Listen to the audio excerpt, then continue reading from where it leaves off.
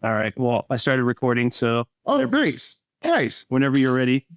So, welcome to All the Spectrum podcast. I am Nick. And I'm Steve. As I always do at the beginning of every episode, here's a wonderful disclaimer. Me and Steve do not presume to be experts at anything that includes autism as well. We are just two people who happen to be on the spectrum who have opinions about a lot of things. So this is our podcast. Now, you may hear things that you agree with, you may hear things you don't agree with. If you're listening on some service that you can put a comment. If you disagree with it, put a comment in. If you agree with us, also put a comment in, as well as you might hear some swearing. Why? Because I do it a lot. Steve, you got anything else for the warning? No, not really. I think you covered all the warnings. The other one's warninged out. Yeah, I'm a walking PSA. We do have a special guest today. Mm-hmm. It's Miss. Is it Miss or Mrs.?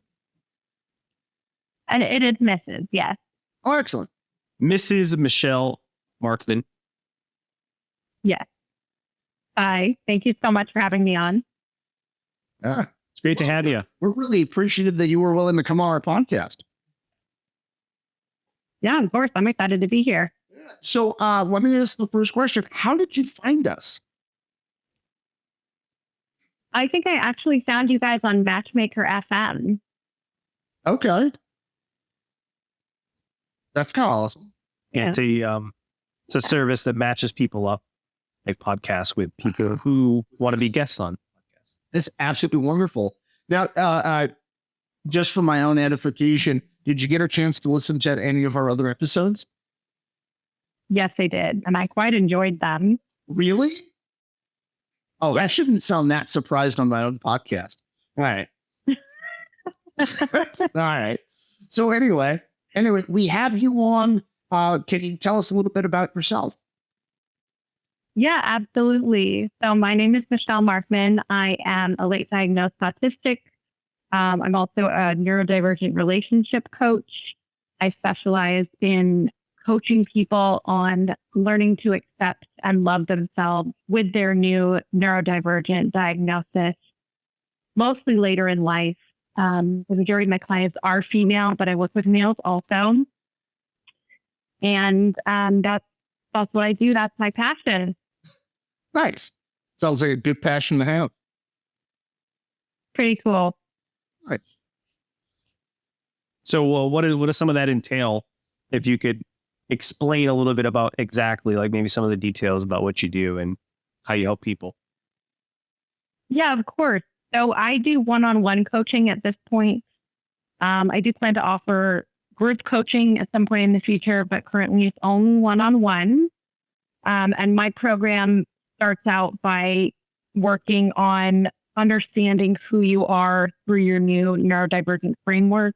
As I said, most of my clients are late diagnosed. So reframing their whole history through the lens of having this new diagnosis, it really changes all of your experiences and changes the way that you view all of your experiences, because when you find out you're autistic or ADHD or any other kind of neurodivergent, you start to see that your experiences can be viewed a little differently because of that diagnosis and because of knowing how you function differently in the world.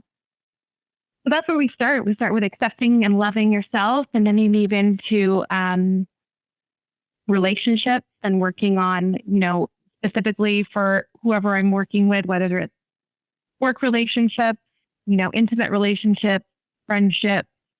We work on building those, finding new ones, strengthening bonds, developing a sense of community. We work on unpacking some of the trauma that we tend to go through as neurodivergent individuals, and on, figuring out what your strengths and weaknesses are and how to support the weaknesses and how to leverage those strengths and unique superpowers that you have. I like that. And there's a lot more, but that's an overview. Nick definitely has some superpowers, let me tell you. Oh, yeah, if we want to call them. No, that's... Don't we all? Can I ask you maybe a personal question? Of course.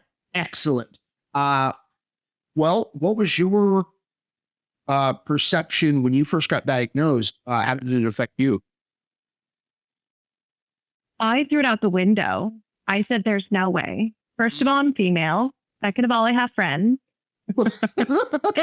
Third of all, I'm not Sheldon Cooper. No, I know. Yeah. I know. I agree with that sentiment right there. It's so the whole framework of how we, view autism and we view people that have autism is messed up. And it's through this lens of we have these expectations that it's mostly white males and only boys can have autism. And, if you have autism, you're going to be this robotic kind of person that's really into math. Exactly. Yeah, they're all Dustin Hoffman. Yeah. And that's not it at all. Yeah. I know when I was going to school for my associate's degree in addiction counseling, in a lot of the classes, they talked about, 1 in 68 boys are going to have it. It's extremely rare in females, but it's very noticeable in females. Or at least that's what they told me 12 years ago when I was in school. And like over the last, 3 to 4 years of kind of accepting my own diagnosis, I kind of went, no, it's not. It's not obvious in anybody who's on this part of the spectrum. Formerly known as Asperger's syndrome. I know some people don't like that term, and I hope it doesn't offend you that I use that or even the shorter form of Aspie. No. Okay. Good copy. Surprise. I know people get pretty worked up about different labels and things, and I'm pretty low key. I mean, I've got 2 children who are also on the spectrum, varying different categories or parts of it. And so like when I'm trying to communicate to people how I'm also on the spectrum, but where it sits for me is different, sometimes I have to default to function language. And sometimes I have to default to saying, look, I'm Aspie and she's autistic. And then people are like, oh. I mean, they don't really get it, but they kind of show some recognition that there's a difference. Interesting. I think I have a toddler, so I'm not that far yet. I think at least I don't know as much about it as Nick does, but from what I understand, the way that it manifests is a little different in women sometimes, and because of the way that girls are socialized, it's maybe not be picked up on as easy. When I say girls, I mean like when they're kids. Yeah. I'm saying if they're autistic as a kid, they might not notice it because girls are usually socialized in a way that prioritizes relationships and so it might not be as noticeable for those reasons. Yeah, absolutely. I've heard recently that the average age of diagnosis for women on the autism spectrum is 40. You said 40? 40. Yeah. 40. Yeah, much later in life. Like it's far more noticeable, or at least for diagnostic reasons, it's far more noticeable in boys than it is for females. Right. Well, the whole diagnostical statistical manual, the DSM-5 is written around diagnosing white males. So that's part of the problem, is that the social constructs and the systems that were created to diagnose these conditions were created to diagnose males. Right. I mean, even with... But I'll get off my soapbox. Female disorders were females with certain disorders, like the diagnostics didn't really change very much.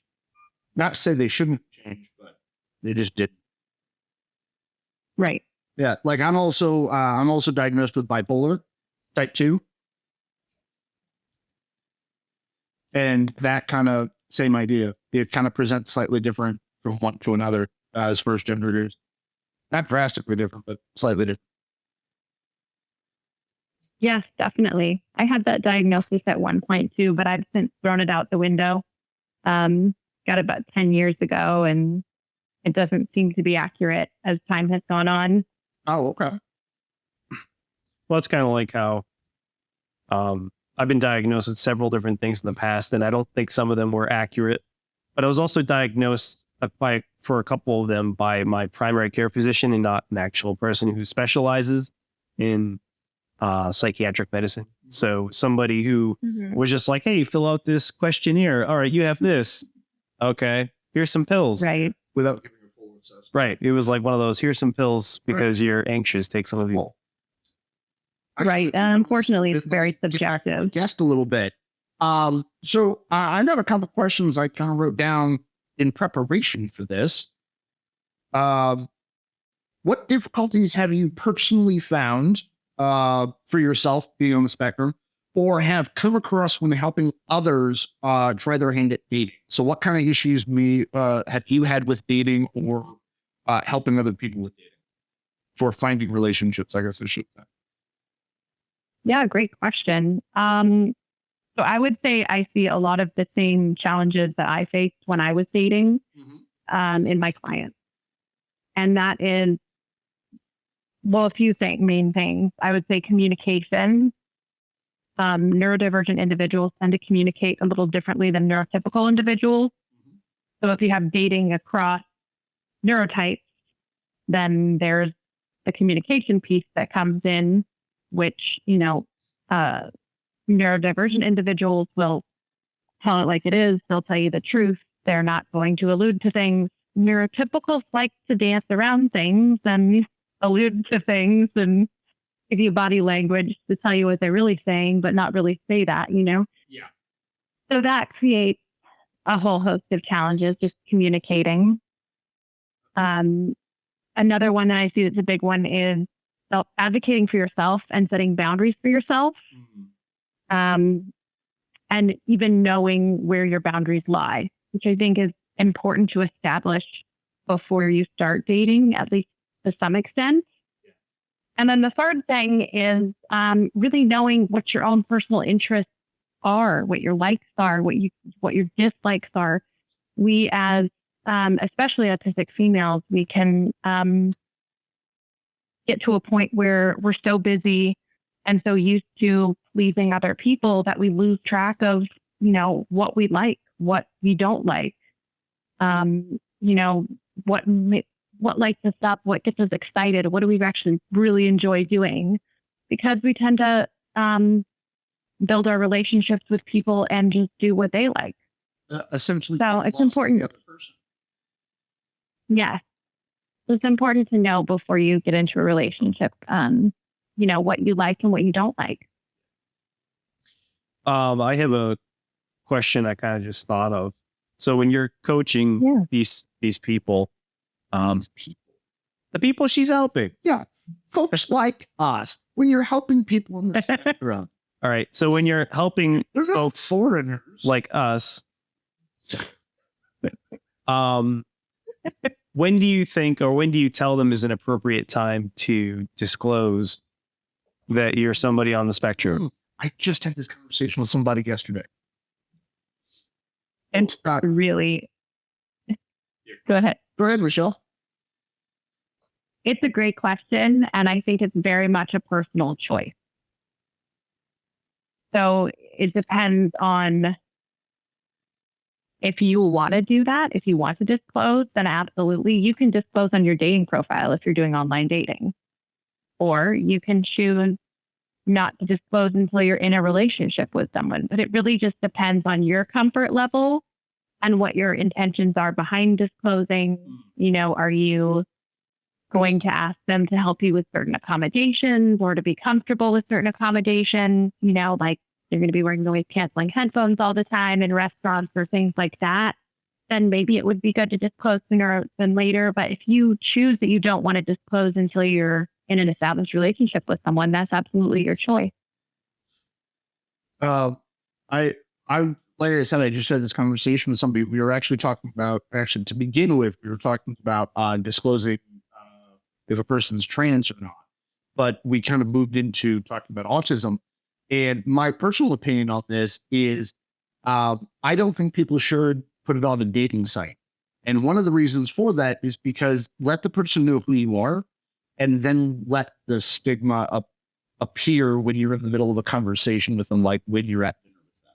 That way you can actually talk about it. So it's not a word on a screen and they go, oh my God, my biases, I don't know how to handle this feeling. Right.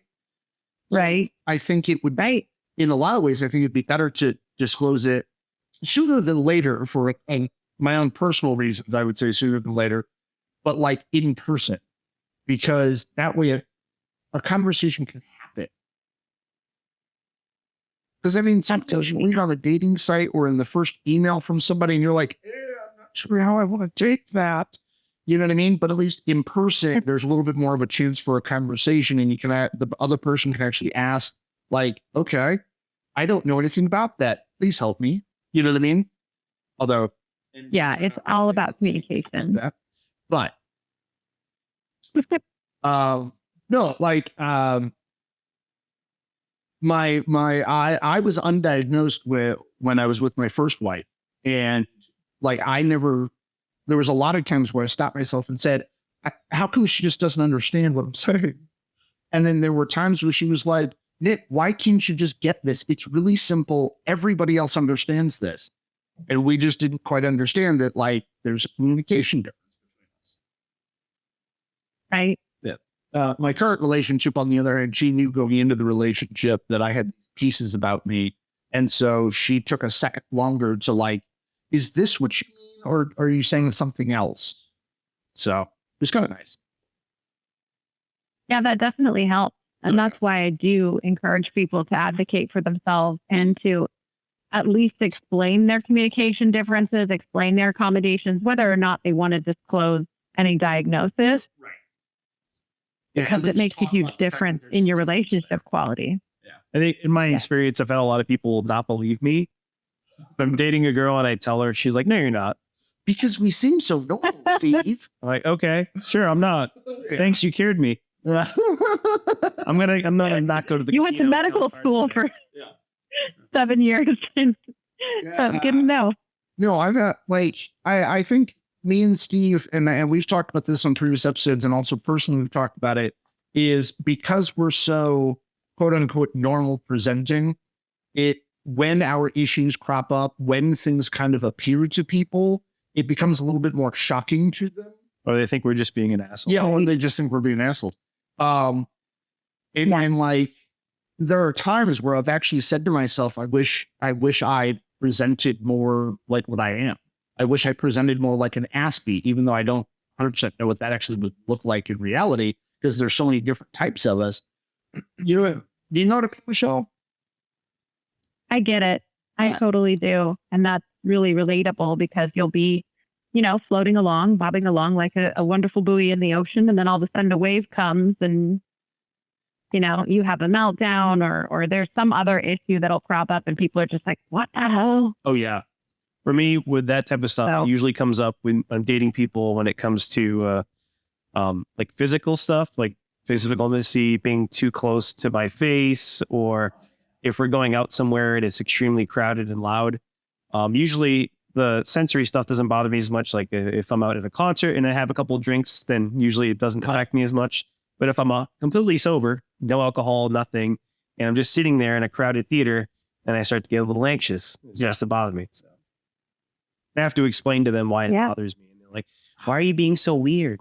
So, and this is a bad habit of mine, but like, I'm a cigarette smoker, and I've always found it to be really helpful to be a cigarette smoker, because then I can, when I'm overloaded with sound or light, or even there's too many people touching me or too close to me, I can just feel like, oh, step outside. And then I can go somewhere, get away from everything, and kind of recenter. Yeah. I've always found that helpful. Not that I'm advocating people smoke. I'm not advocating that. I'm just saying that's what I do, so I can step away from other people. Because it's weird to say to somebody, hey, I'm going to step away real quick. How come you're stepping away? I don't want to tell you. Like, right. I think it's a really common coping mechanism. I would say there's a huge comorbidity in the level of autistic smokers versus non-autistic smokers, because it is the perfect excuse to just step outside at any time, and oftentimes you get that time to yourself. Yeah. Exactly. In a lot of our people and then you're doing deep breathing. Yeah. Yeah. Yeah. I also do a grounding technique I learned a long time ago of touching the tip of my thumb to the tip of each of my fingers in sequence. And it kind of allows me to regain control that way. Yes, that's a good one. Yeah. I enjoy that, because no matter where I am, I can always do that without a lot of people seeing me do it. That whole like presenting normal people thing. So anyway, let's get back to talking about you. Actually, What Steve mentioned, getting too close to the face. Is that something that you find a lot of people on the spectrum have issues with? I think we all have different sensory issues. Sure. And I can't say, one is more common than the other, but I would say that definitely it's very common to have any kind of sensory issue. I would say we all have some kind or another, and definitely to do with closeness. I mean, a lot of people have issues with kissing because they don't like the way that kissing feels. So, I mean, there's just different presentations. I got that. Sorry, I'm double checking to make sure I'm normal. Okay. All right. I got another question for you. Yeah. What drove you in this direction of helping others date? So you said you were diagnosed later in life, and so were we. So I can understand that you'd want to help out the community in that way because you finally found like, oh my God, I've got this community that makes sense and I now make sense. So you want to help others. But like, what kind of drove you to help people connect relationship wise and life coach it? So I really help with all kinds of relationships. I help with everything from work relationships to family relationships, friends, just dating, building community. I do all of it. I'm not just a dating coach. But to me, relationships are the foundation of everything. Yes. Your employment is based on the quality of your relationships. A lot of the times finding the right job has to do with who you know. Your mental health has so much to do with what kind of friends you have, what kind of community you have around you to support you through the good times and the bad times. Right. And you have to have people in your life that are really authentic and are really there for you, for who you are. Mm-hmm.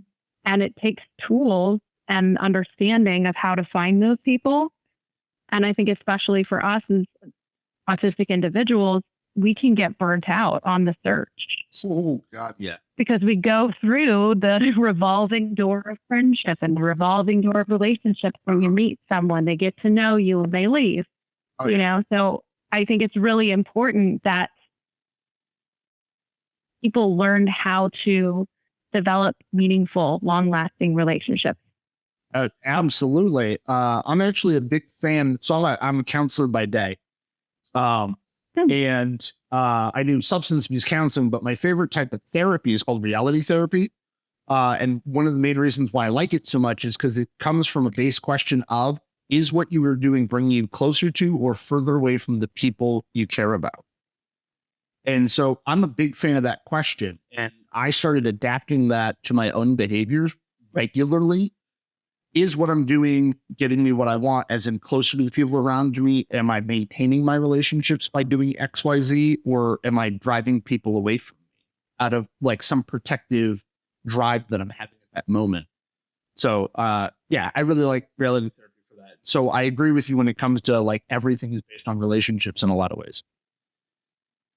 Yeah, absolutely. And that's a really great sentiment, a great question to ask yourself. Yeah. I have a question.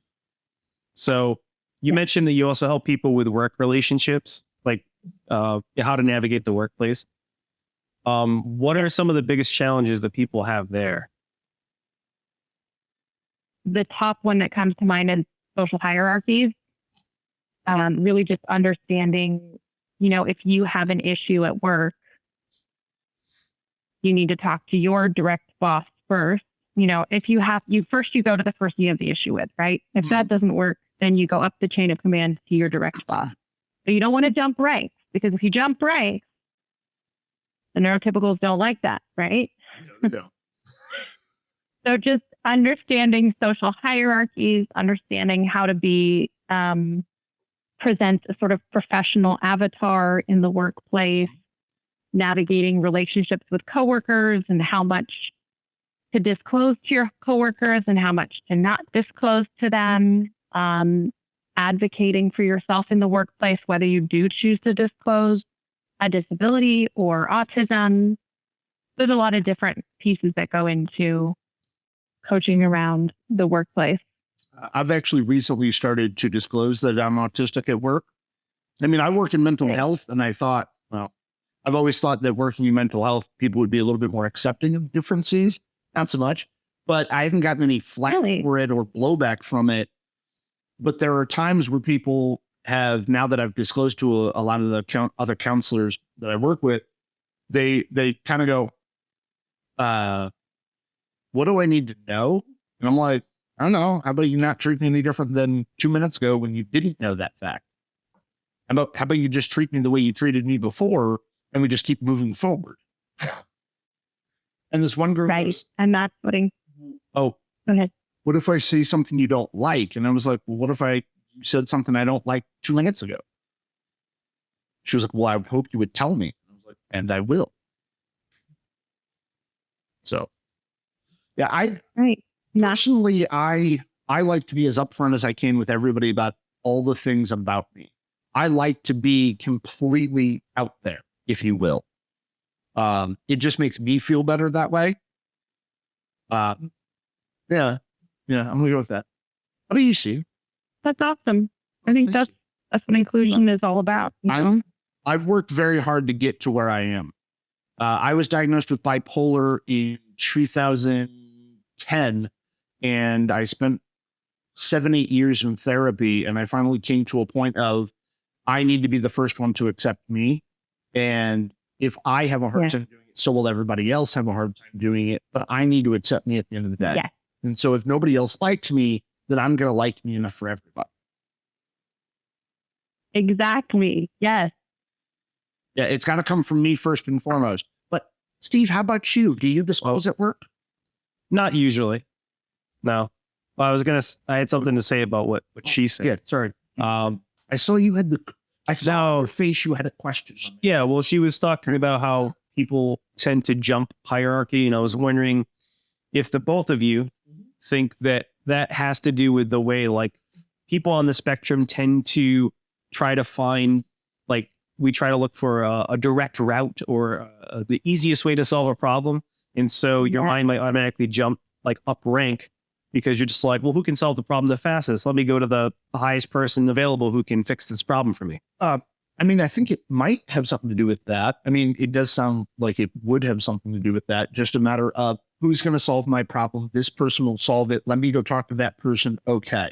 And not thinking of how it'll make other people feel along the way. I mean, it might have something to do with that. What do you think, Michelle?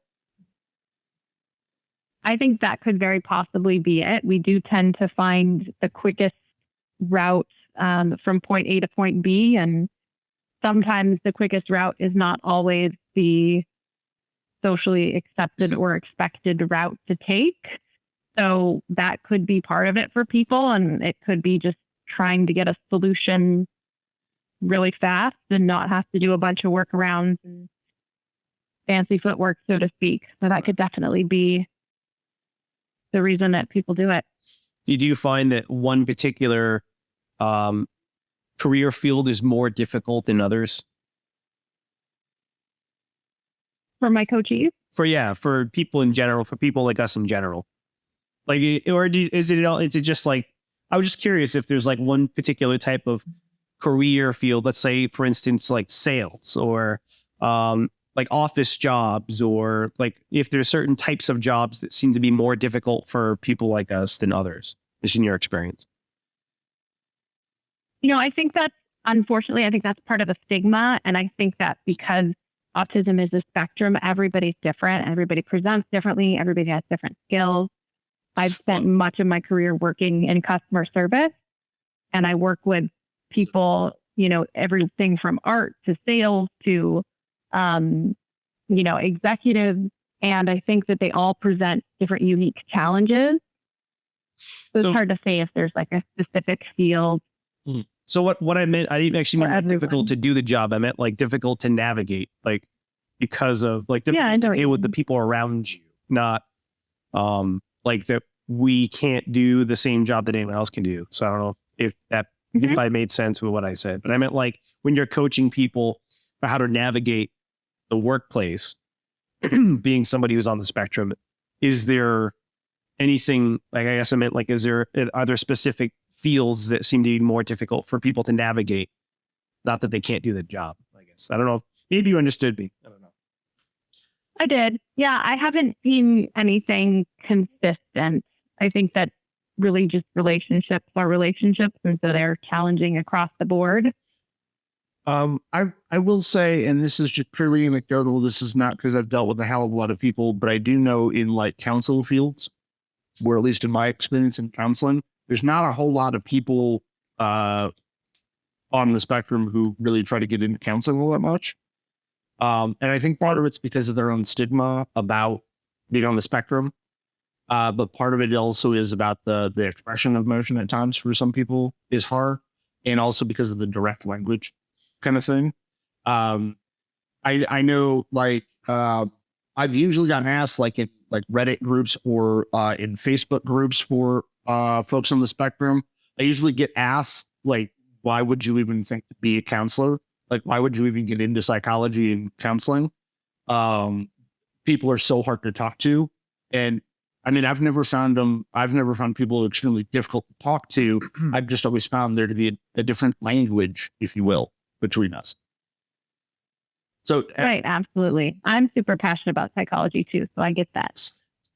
I would think that in some ways, there's maybe a benefit to the way that we think about things, or the way we think rather is like in my experience, because I can't speak for all people like us, but in my experience, people like us tend to be less judgmental. When I say judgmental, I mean like if you have somebody who's having an issue, for instance, if you deal with people who have addictions, I feel like we tend to not judge the person and like put a moral determination on them for something terrible. Like, let's say if somebody has a drug problem, I don't make a moral judgment about that person as a person because of the thing that they're doing that's hurting them, or if they're doing something that is, that's generally accepted to be quote unquote bad. I get what you're saying with that. And because we know there's something up with us, right? Even prior to diagnosis, we know there's something different about us, right? In a lot of ways.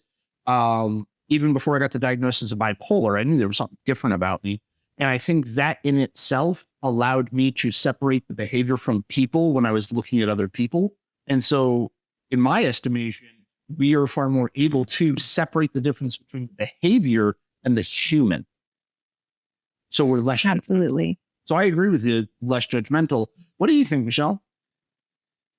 Yeah, I agree with that also. I think that despite sort of the stigma around the way that we are, I would say most autistic people, and I can't speak for everyone, of course, are incredibly caring and compassionate and want to do the right thing and want to help other people and will go out of their way to help a complete stranger. There was actually a research study done recently that showed that autistic individuals were more likely to help a stranger than neurotypical individuals.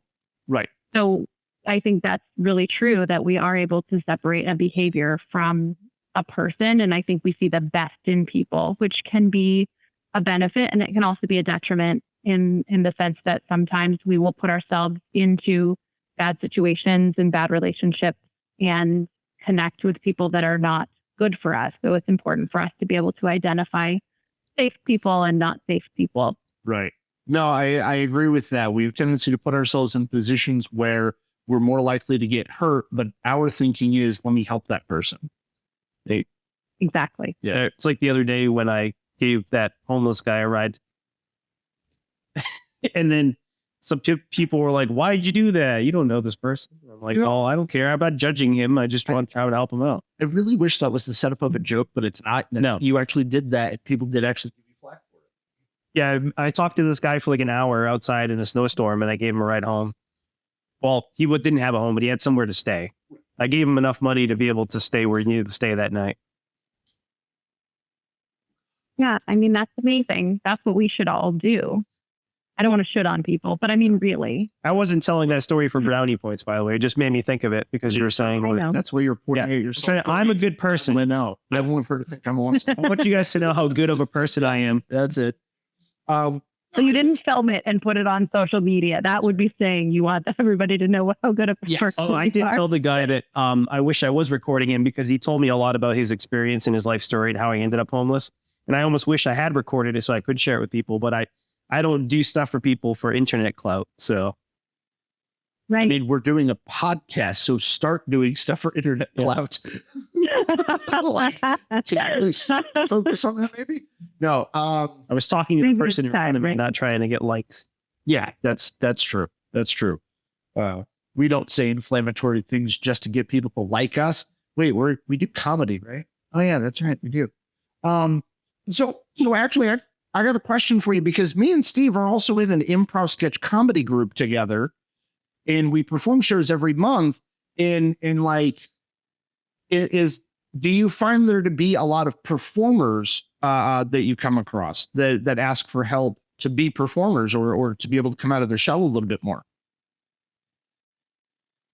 I personally haven't come across a lot. I have come across a few, but I do think that there is a big overlap there. I'm currently working with someone who is in the field of dance. So, I mean, different kinds of performers. Definitely, that could be an overlap Right. because we spend so much time masking. Yeah, well, actually, me and Steve were talking about this in a different episode. Actually, that's one of the things that when I first got into acting, that's pretty much what I did. I was just like, all right, well, what do all the rest of you people do? All right, let me do that. Actually, that's a topic for an upcoming show. We want to do a whole episode about masking. Yes, actually. Awesome. I actually had a question for you before, but it kind of slipped through the cracks because we were talking about other things. But so in your experience coaching people, and this maybe this is a stupid question, but do you find that there are, like, 'cause you work with both men and women, right? I know you said you primarily work with a lot of women, but you work with men too. Yeah. Do you find that there No stupid are questions. gender specific challenges? Like, is there a difference in the way, like, the coaching that you give to the guys versus the coaching that you give to the girls? Is it, I would imagine most of it is similar, but I'm like more curious about the differences. Yeah, definitely. So all of my coaching is really tailored to the individual. I do have a set program, but I'm going to adjust it based on what the individual needs. And there is a little bit of an adjustment that I do when I work with males. I may not use quite as much yoga or dance with them when I'm doing healing modalities.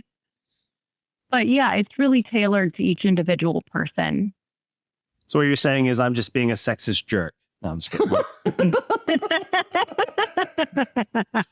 I mean, I just figured that there might be some challenges because I don't talk to a lot of women who are on the spectrum. So I didn't know if there were like unique challenges to being a woman versus being a guy. Well, I just was curious about it. all of life, there's unique challenges Yeah. between the two. Yeah, but I meant specifically related to Well, of course, there's going to be, but there's also unique challenges no matter who the individual is too. All right, I mean, well, because first and foremost, we're human, and then all of those other. I'll turn in my feminist card right now. Here we go. As you really should. You really should have turned them all years ago. Years ago, sir. I don't support the suffragettes anymore. Michelle, you just said, like, for men, you wouldn't do as much dance. Interesting enough, I actually started out performing when I was a kid doing ballet. So, like, if I ever came to Nice. coaching, dance would be a good way to kind of connect with me there. That's awesome. Yeah. So I would have to talk to you about that and find that out, and then we would dance anyway. Oh, yeah. Oh, yeah. I'm way better physically moving than I am if you're like, so tell me about your feelings. I'm way better if you're just like, all right, let's do a rumba. So how's your day going? I'm like, all right, cool. So, Michelle, what do you think There's is so much that you can break down by movement that you can't touch What? just by talking. What? There's so much you can break through. So many breakthroughs that can happen by putting movement into a conversation rather than just talking about it. And it really depends on the person's learning style. So if you're a kinesthetic learner, then movement could be really pivotal for you in having breakthroughs and, discovering things that you're trying to discover about yourself. And same thing goes for visual or audio, just depending on what your learning style is. Right. Yeah, I think that's interesting. I don't know what my learning style is, but I don't know. I think your learning style is, holy shit, you got fixated. So however you can get the information, you will. I used to remember, I guess it would be more, I think it would be audio mainly for me, because I tend to like when I used to get lectured to as a kid in school, I'd remember word for word everything the teacher would say, like verbatim. Yeah. But, which is why I would just regurgitate everything they told me for tests and not have to study. Yeah, my predominant is listening to like when I listen to a lot of the audiobooks on psychology, I'll retain far more of the information than if I read the book like visually. I'll retain way more. Listen. Interesting. I mean, maybe that's my learning style, but then again, I don't know. I can pick up stuff in all the directions, but I think my predominant is auditory. I'm pretty sure. Cool. Hey, can I leave you a second with her? I'm gonna go get another cup of coffee. Is that cool? Sure. Are you sure? Yeah. Yeah. Yeah. You're not gonna send. No, I have a question for her anyway. Should I stay? It's up to you. Nick needs a refill. So. Yeah, I'm just getting coffee. Sorry, one of my obsessions, Michelle, is coffee. I actually roast coffee at home, and I'm really like Nice. obsessed with coffee. I think that's pretty common too. What? I quit coffee, but I would say I know a lot of people that are obsessed. I'm sorry. Did you say you quit coffee? Yes, I don't drink coffee. Oh, well, I'm so sorry. This interview has to end now. No. Then we could like goodbye. So, question I had for you. As you're coaching people, well, I guess the first part are most of these people, the people that you're interacting with, are they newly diagnosed, or are they, and like what level are they typically at when you first start helping them? What do you mean by level when you say level? What level is like? Are they somebody who, well, level like socially, like when you're coaching people to interact in relationships when it comes to work, personal relationships, and all that? Like, where do you think they're at typically, or is it? I mean, I guess you probably say it depends on the individual person, just like the other questions I asked. But Yeah, you lost me on that one. I guess what I was trying to ask, where this is going, I was going to ask her, what are some of the biggest challenges that you face when you're trying to coach people? Like, what are the hardest things for them to grasp, or the hardest things for them to maybe understand that maybe take some time? It's a great question. Hardest thing for people to grasp. I would say one of the biggest challenges can be that self-acceptance piece. Wow. Yeah. We spend so much time hiding who we are, especially if you are not diagnosed until you're an adult, and pushing down what you like and what you don't like and things that bother you, because we're conditioned over our lifetime to not share all of our feelings or things that bother us, or the fact that we can hear the fluorescent lights or the refrigerator buzzing, because nobody else can hear that stuff, you know? So, Like Nick and I often I look like think- squirrels, just popping our heads up like, what was that? Yeah. I know. My girlfriend all the time, she's So I like, what think are you that- looking at? I'm like, I don't know, I heard something over next door. I'm like, Right. It was Yeah, but I- the floor. right. So what? No, really, they were spreading the floor. Yeah, and I think it's hard for other people to accept, or neurotypicals to accept, that we can hear things that they can't. But I think self-acceptance is a big one. So that can be a challenge, especially moving from self-acceptance to self-love. Absolutely. And So, Michelle, have you ever heard of Albert Ellis? Yes. Okay. So Albert Ellis wrote a book a bunch of years ago, and somebody, what? Yes, I worked Albert Ellis's name into a conversation yet again. No. Yes, I did, sir. Go ahead. Thanks for giving me that look. All right. So Albert Ellis wrote a book, and I always found it really helpful for me, and I've kind of pitched it to other people to read, because it's called The Myth of Self-Esteem. Have you ever heard of it? no, I have not heard of Albert Ellis, but not the myth of self-esteem. Okay. So in The Myth of Self-Esteem, Albert Ellis actually talks about how we're trained and conditioned as humans, especially in American society, to have conditional acceptance and conditional love from others. And he advocates for people to break that conditioning and instead look for unconditional love and acceptance, first from self and then from others. Amazing. It's a I have to read this wonderful book. book. This is what I breaks down American society in several different categories and is like, here's the problem with it. Here's what you're going to feel because of it. But here's what we should do instead, because you're not going to feel as depressed or anxious anymore. Yeah, it was a really cool guy. I actually really enjoy the way he talked about humans and behavior and like how to kind of move forward with from stuff. It was very direct. You know what? He might have probably been on a spectrum now that I think about it. Anytime I've ever seen that deep talk. I don't know. I'm not going to diagnose the guy. I'm not trained in that. But yeah, so it's a really cool book. It's worth a read if you're interested. But it absolutely helped me kind of come to terms too. So I would advocate for people to read that. Fantastic. I'm putting it on my reading list for sure. Thank you. Yeah, it's wonderful. So I know we plan to only keep you for about an hour, and we're getting close to it. So before we go over too much time, I don't want to take up too much of your time. Is there anything that you kind of want to tell people, or anything you want to talk about before we wrap up? And also, before you leave, make sure you tell people where they can find you, where they can find your website, how they can contact you. Yeah, absolutely. I just want people to know that everyone deserves meaningful relationships and a strong sense of community. And I really believe that everyone can have that with the right support and the right tools. And I do offer a free 30-minute transformation phone call. And you can book that by going to my website, which is michellemarkman.com. And thank you so much for having me on today. Oh, you're absolutely well. It was our pleasure having you. It was wonderful to talk to you. Thank you very much for coming on. Yeah. Maybe we can talk to you again sometime in the future. We can delve in a little deeper, maybe Talk about a topic. peel back the layers of the onion, so to speak. We're not onions. Yeah, that would be awesome. I know, it'd be awesome.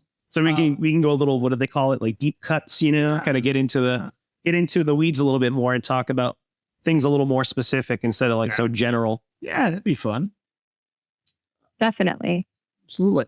And for anybody listening to us, please contact Michelle. She seems to know what she's talking about. She's honestly a nice lady. So might as well reach out to her and get help if you need it. And also know that y'all are not alone. There's others like you out there. I mean, I am, but I deserve it. You deserve to be alone, probably in the closet locked away. That's right. But other than that, Straight jacket. thank you very much. We appreciate you. And yeah, and show the info too. Thank you. It's been a pleasure. All right. And we'll see the rest of you next week. Yeah, we'll talk to the rest of you on the next episode.